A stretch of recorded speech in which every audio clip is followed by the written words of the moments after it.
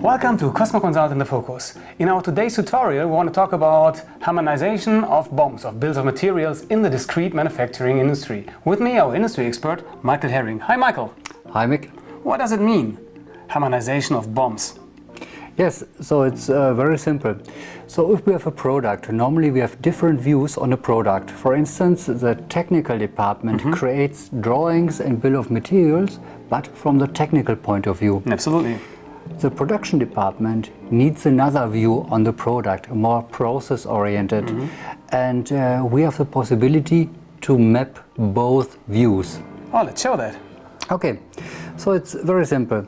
So here we have a technical bill of material. It's a construction order for a conveyor machine.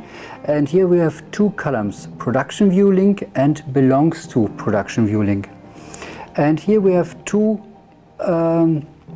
marks. One is the apron conveyor has this production view link code. Okay. And the transport unit has this.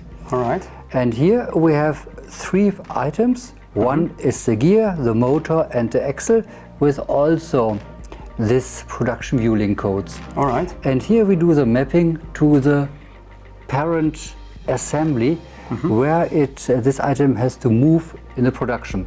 All right. So for instance, the gear and the axle belongs to the apron conveyor and the motor belongs to the transport unit. All right. So now we go to switch the view, or how does it work? Yes, we switch the view, and the view from we create the production order is the leading view. Oh, okay. So for instance, now I am in the technical view, and now I run the function switch construction and production view.